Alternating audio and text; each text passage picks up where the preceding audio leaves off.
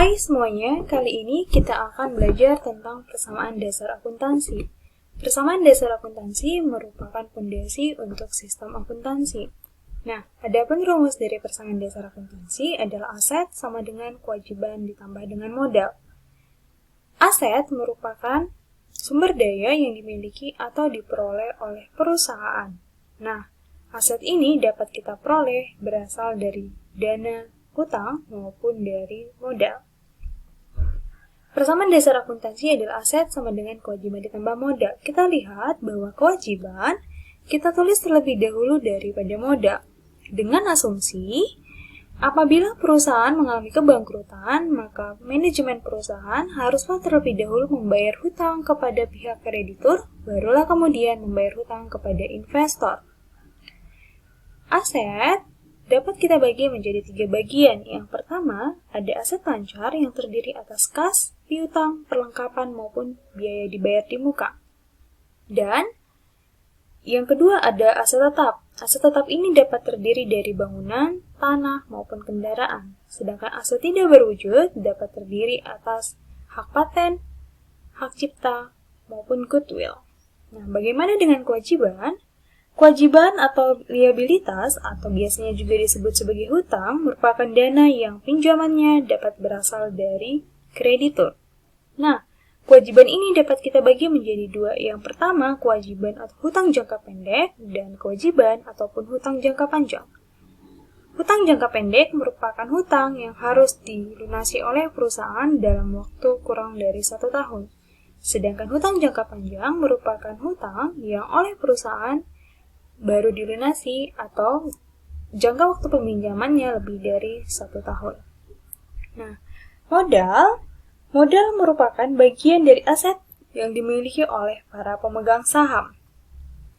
Modal ini terdiri dari modal pemilik perusahaan, prive atau drawing atau penarikan dana oleh pemilik perusahaan, laba ditahan, saham biasa maupun modal disetor.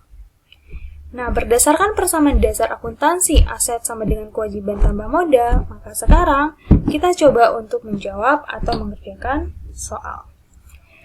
Nah, transaksi pertama di September 2000, kita lihat bahwa Tuan Amran mendirikan perusahaan angkutan PO Amran dengan melakukan setoran modal awal sebesar 500 juta. Ini berarti Tuan Amran memberikan modal awal dalam bentuk kas kepada PO Amran. Yang pertama yang harus kita lakukan adalah kita membuat tabel aktiva sama dengan kewajiban ditambah modal. Aktiva yang terdiri dari kas, piutang, perlengkapan kendaraan maupun akumulasi penyusutan dapat kita sesuaikan dengan soal. Karena di soal kita punya kas, piutang, perlengkapan kendaraan dan akumulasi penyusutan, maka kita buat seperti ini. Sedangkan di kewajiban, kita punya hutang bank dan hutang dagang. Untuk modal, kita punya modal dari Tuan Amran. Di soal, Tuan Amran memberikan modal awal dalam bentuk kas kepada PO Amran. Maka, kas yang tadinya di saldo awal Rp0, sekarang di transaksi pertama, kas kita bertambah sebesar Rp500 juta. Dan modal dari Tuan Amran berasal dari Tuan Amran bertambah sebesar Rp500 juta. Lalu, bagaimana dengan transaksi nomor 2? Di transaksi nomor 2, PO Amran meminjam uang kepada bank sebesar 50 juta. Karena kita meminjam uang kepada bank, maka kas kita bertambah sebesar 50 juta. Dan hutang bank bertambah sebesar 50 juta. Sehingga di transaksi nomor 2, kalau di transaksi nomor 1 saldo awalnya 500 juta, maka saldo akhirnya 500 juta. Dan modal Tuan Amrannya 500 juta. Nah, di transaksi nomor 2, sedangkan untuk di transaksi nomor 2, kita punya kas bertambah sebesar 50 juta dan hutang bank bertambah sebesar 50, sehingga saldo akhirnya 500 juta ditambah dengan 50 juta sama dengan 550 juta rupiah. dan hutang bank bertambah 50 juta. Sedangkan modal Tuan Amran tetap sebesar 500 juta rupiah. Di transaksi nomor 3, kita ketahui bahwa PO Amran melakukan pembelian mobil dan peralatan sebesar 150 juta. Ini berarti kita mengeluarkan uang sebesar 150 juta rupiah kas dan pembelian mobil. Jadi, kas yang kita keluarkan sebesar 150 juta rupiah ini untuk membeli mobil. Berarti kas kita berkurang sebesar 150 juta dan mobil kita bertambah. Mobil masuk ke dalam jenis kendaraan. Oleh sebab itu, di tanggal 3, di transaksi nomor 3, kas kita berkurang sebesar 150 juta. Jadi, saldo akhir 550 juta dikurangi 150 juta sama dengan 400 juta. Kendaraan bertambah sebesar 150 juta, sedangkan hutang bank maupun modal Tuan Amran tetap. Bagaimana dengan transaksi keempat? Selama bulan September, PO Amran membeli secara kredit oli, minyak rem, dan bermacam-macam perlengkapan lainnya dengan total 2 juta rupiah. Sehingga perlengkapan 2 juta dan hutang dagang sebesar 2 juta. Jadi, di saldo akhir, kas tetap 400 juta, perlengkapan 2 juta, kendaraan 150 juta, hutang bank 50 juta, dan hutang dagang 2 juta, sedangkan modal Tuan Amran tetap 500 juta. Bagaimana dengan transaksi nomor 5? Di transaksi kelima, kita lihat bahwa PO Amran membayar hutang sebesar 1 juta. Nah, kalau di tanggal 4 tadi, kita membeli perlengkapan secara kredit 2 juta, sekarang di transaksi kelima, kita membayar hutang dagang sebesar 1 juta. Karena kita membayar hutang dagang secara kas, maka kasnya berkurang sebesar 1 juta dan hutang dagang juga berkurang sebesar 1 juta. Oke, kasnya berkurang 1 juta dan hutang dagang berkurang sebesar 1 juta. Sehingga saldo akhir sebesar 399 juta dan hutang dagang berkurang sebesar 1 juta. Sedangkan perlengkapan, kendaraan, hutang bank maupun modal nilainya tetap. Di transaksi ke-6, ternyata PO Amran menerima pendapatan jasa tunai sebesar 15 juta dan kredit sebesar 5 juta. Ini berarti kas kita bertambah sebesar 15 juta rupiah dan piutang kita bertambah juga sebesar 5 juta. Kenapa? Karena kita menerima pendapatan jasa. Pendapatan jasa sebesar 15 juta dan kredit sebesar 5 juta. Maka, kita lihat sekarang bahwa di transaksi yang ke-6, kas kita bertambah sebesar 15 juta dan piutang kita bertambah sebesar 5 juta. Maka saldo akhirnya 414 juta rupiah. Ini berasal dari 399 juta ditambah dengan 15 juta rupiah. Piutang bertambah menjadi 5 juta, sedangkan perlengkapan kendaraan, hutang bank, hutang dagang, maupun modal nilainya masih sama. Oke, kita pindah ke transaksi yang ke-7, bahwa ternyata piutang yang telah diterima berjumlah 2 juta. Tadi, piutang kita sebesar 5 juta, dan sekarang kita telah menerima piutang sebesar 2 juta. Ini berarti piutang kita berkurang sebesar 2 juta dan kas kita bertambah sebesar 2 juta. Oke, di transaksi ke-7, kas kita bertambah sebesar 2 juta dan piutang kita berkurang sebesar 2 juta. Sehingga saldo akhirnya 416 juta dan piutang kita berkurang menjadi 3 juta. Sedangkan perlengkapan kendaraan, hutang bank, hutang dagang maupun modal nilainya juga masih sama. Bagaimana dengan transaksi yang ke-8? Nah, ternyata di transaksi yang ke-8, PO Amran membayar gaji sopir dan kernet sebesar 1 juta bensin 500.000, makanan dan minuman sebesar 300.000, dan serba-serbi sebesar 200.000. Oke, kita lihat bahwa kas sebesar 2 juta ini kita peroleh dari 1 juta ditambah 500.000 ditambah dengan 300.000 dan ditambah 200.000. Kas berkurang 2 juta dan modal juga berkurang sebesar 2 juta. Sehingga saldo akhirnya 414 juta untuk kas dan modal 518 juta. Kita lanjut ke transaksi yang ke-9. Ternyata pada akhir bulan, nilai perlengkapan yang masih tersisa sebesar Rp500.000. Oke, karena nilai perlengkapan yang masih tersisa sebesar Rp500.000, kita lihat. Perlengkapan kita, saldo akhir untuk perlengkapan sebesar 2 juta. Sedangkan nilai perlengkapan yang masih tersisa sebesar Rp500.000. Oke, kita lihat nilai perlengkapan yang masih tersisa sebesar Rp500.000.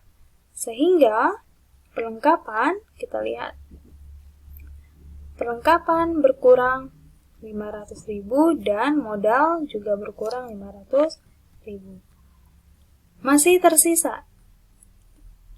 Jadi kas 414 juta, piutang 3 juta, perlengkapan 1.500.000, kendaraan 150 juta, kewajiban 50 juta, hutang dagang 1 juta, dan modal Tuan Amran Rp517.500.000.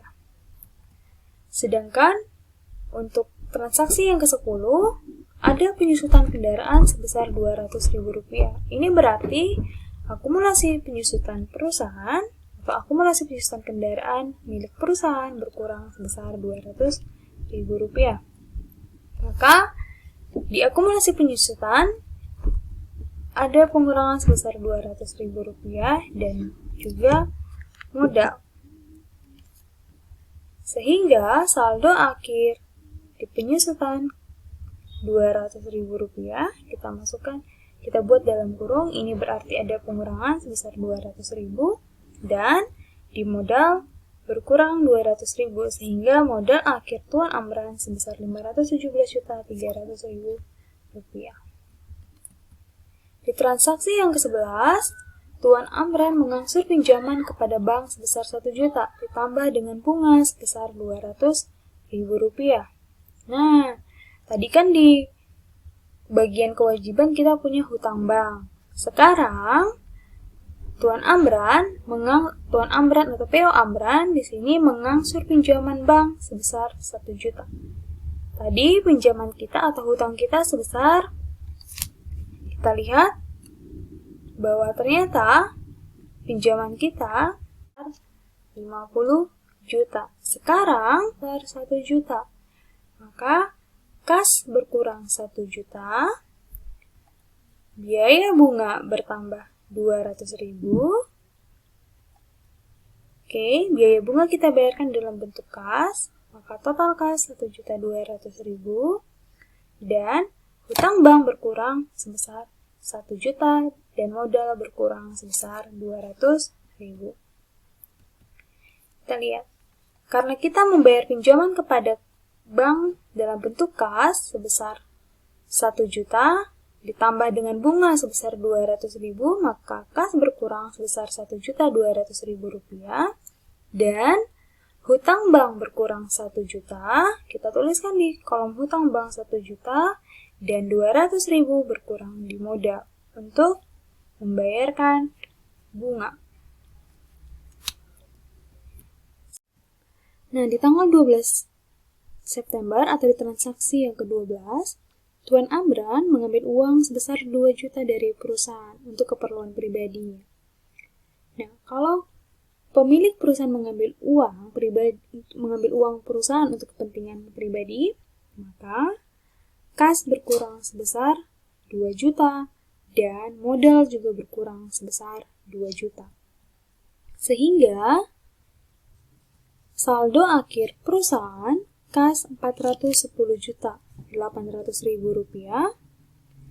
piutang 3 juta, perlengkapan 1.500.000, kendaraan 150 juta, akumulasi penyusutan 200.000, hutang bank 49 juta, hutang dagang 1 juta, dan modal Tuan Amran 515.100.000 rupiah. Lihat bahwa di transaksi ke-12, kas berkurang 2 juta dan modal berkurang juga 2 juta. Dari sini, kita dapat melihat bahwa ternyata aktiva haruslah sama nilainya dengan kewajiban ditambah dengan modal. Apabila sudah sama, maka semua transaksi telah kita catat dan telah sesuai dengan bukti transaksi.